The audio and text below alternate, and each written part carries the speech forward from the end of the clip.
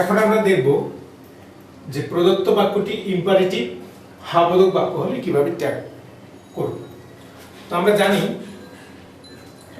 Imperative বাক্যগুলোর PV দিয়ে শুরু হয়, প্রিন্সিপাল ভার্ব দিয়ে শুরু হয়, অর্থাৎ এই ইম্পারেটিভ সেন্টেন্সের শুরুতে সাবজেক্ট থাকে না, সাবজেক্ট সাইলেন্ট থাকে। কখনো কখনো ইম্পারেটিভ বাক্যের শুরুতে প্লিজ, কাইন্ডলি থাকতে পারে। তো যদি বাক্যটা ইম্পারেটিভ হয় এবং হ্যাঁবোধক হয় তাহলে আমরা কি করব, প্রদত্ত বাক্য কমা এবং এর উত্তরে সবসময় ওন্ট ইউ বসাবো। কি বসাবো? Won't you. যেমন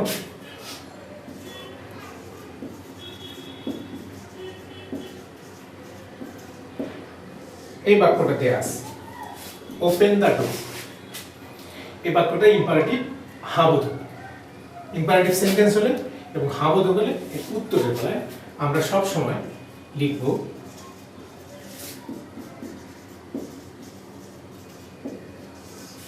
ওন্ট ইউ। একটাই উত্তর, সবসময় লিখব ওন্ট ইউ। তবে কখনো কখনো উইল ইউ লিখলেও চলবে, তবে আমি সাজেস্ট করবো সবসময় ওন্ট ইউ লেখার জন্য, কারণ এই ইম্পারেটিভ নেগেটিভ বাক্যের বেলায় আমরা উইল ইউ উত্তর লিখব। এরপরে পরেরটা আরেকটা উদাহরণ লিখি।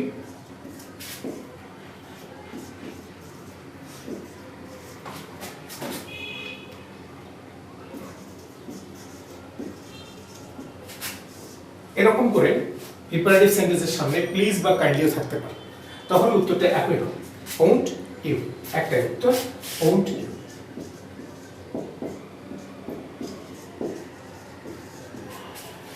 এরপরে 5 নম্বরে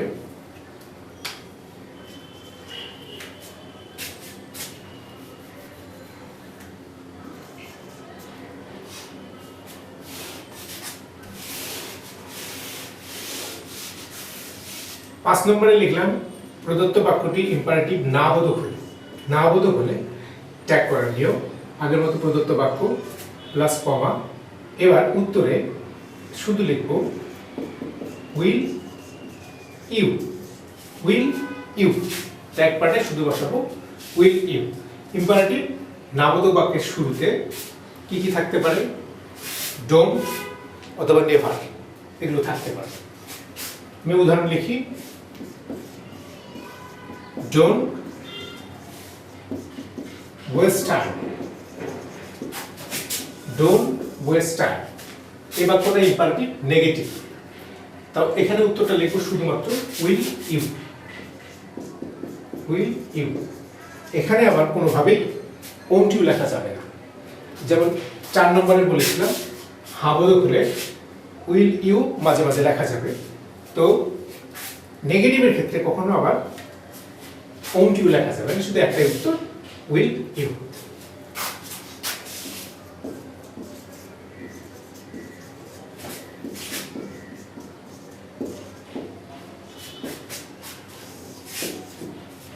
নেভার টেল এ লাই, এটা একটা ইম্পারেটিভ সেন্টেন্স নেগেটিভ, সামনে নেভার রয়েছে। এটার উত্তরে বললাম তাই একই রকম উইল ইউ। ইম্পারেটিভ সেন্টেন্সের একটা হ্যাঁ এবং একটা না, একটু লিখে নাও, এরপরে আমি আরেকটা দেখাবো।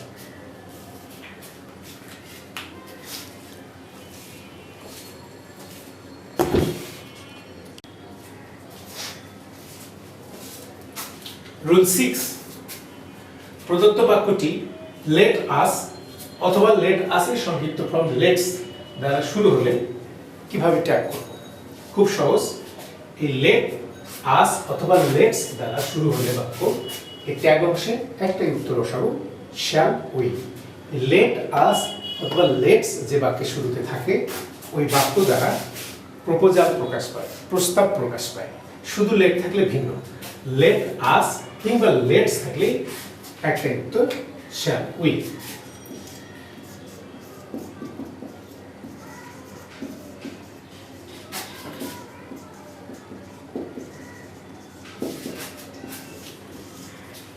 Let's go for a picnic. উত্তর ট্যাগ পার্টে উত্তর শ্যাল উইল, অথবা লেটাস একই, লেটাস এর সংক্ষিপ্ত হচ্ছে লেট।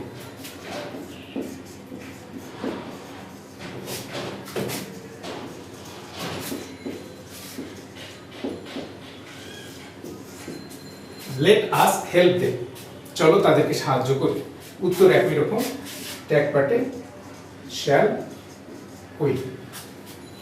এরপরে 7 নম্বর,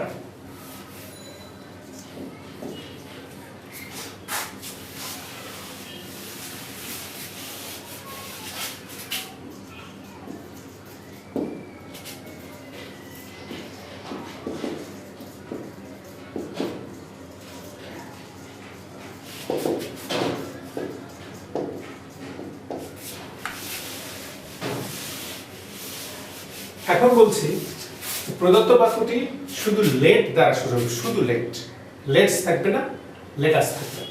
তখন কি করব, গঠনটা এরকম,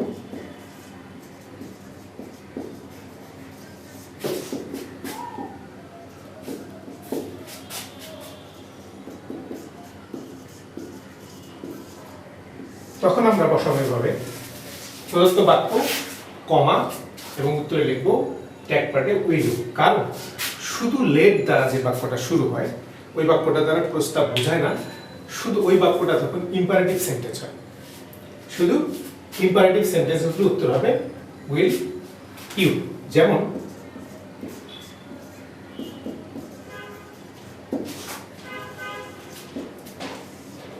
লেট হিম গো, তাকে যেতে দাও, অথবা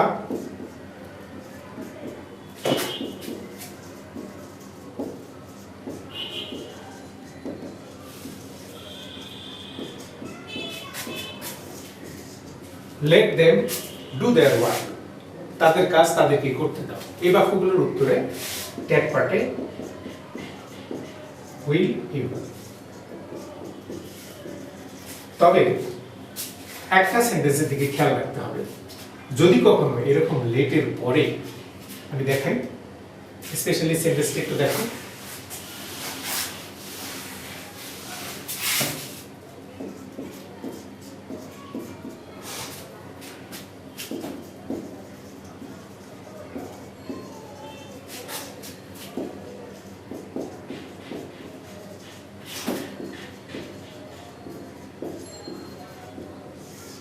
এই বাক্যে শুধু লেট আছে, তারপরেও উত্তরটা 6 নম্বর রুলসে যা ছিল শ্যাল উইল হবে। কেন হবে আমি বলছি, শুধু লেট ছিল, আমরা একটু আগে 7 নম্বর রুলসে দেখেছি যদি শুধুমাত্র লেট থাকে আমরা ট্যাগ পার্টে উইল ইউ বসাবো। এই সেন্টেন্সটার ক্ষেত্রে, এইরকম সেন্টেন্সের ক্ষেত্রে শ্যাল উইল বসবে। কেন আমি বলি, এই লেটের পরে ইউ অ্যান্ড মি দুইটা অবজেক্ট আছে, এখানে you and me equal us হয়, you and me equal us. তো রুল 6 এর মতো লেটের পরে এখানে us, let us solve the problem, you and me দুজন মিলে আস হয়ে যায়। এইরকম সেন্টেন্স থাকলে খেয়াল রাখতে হবে শুধুমাত্র লেটের পরেও লেট যদি শুধু থাকে তখন এখানে শ্যাল উইল বসাতে হবে, যদি এরকম করে আস প্রকাশ পায়। ওকে, আমি পরের রুলসে যাব, তোমরা লিখে নাও।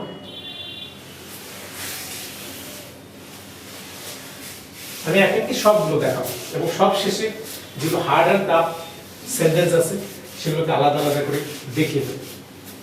এবং আশা করি তোমরা যদি সবগুলো রুলস লিখে নাও তো প্রত্যেকেই এই ট্যাগ কোশ্চেনের ফুল মার্ক পাবে।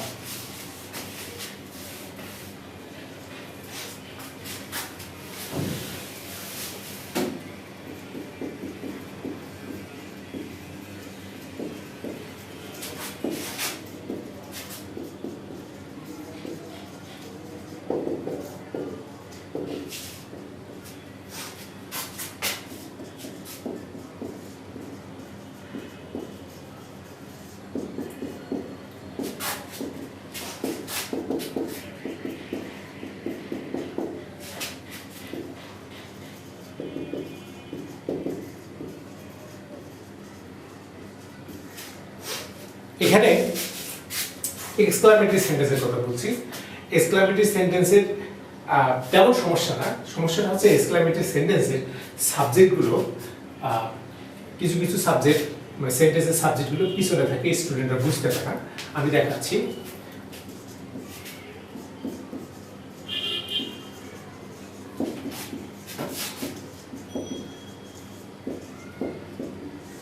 এই বাক্যটা how nice the bird is, অন্যান্য অ্যাসার্টিভ সেন্টেন্সের শুরুতে সাবজেক্ট থাকতো, এক্সক্লামেটরি বাক্যের সাবজেক্ট দ্য বার্ড পিছনে ভার্ব ইজ।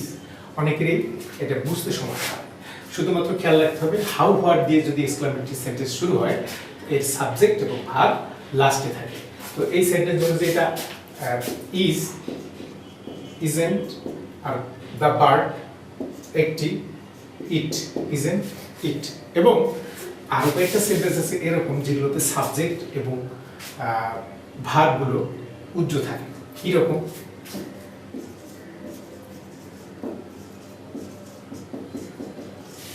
লেখা আছে হোয়াট এ পিটি, এরপরে সাবজেক্ট এবং ভার্ব উজ্জ্ব আছে। এইরকম সেন্টেন্সগুলোতে এখানে সাবজেক্ট এবং ভার্ব আছে। What a pity, it is, এখানে আছে it is but silent. What a pity, it is দেখা যাচ্ছে না। তো এই বাক্যটার উত্তর তৈরি করতে এখানে ইট ইজ আছে, লিখতে হবে ইজেন্ট ইট। ঠিক এরকম করে আরেকটা লিখি,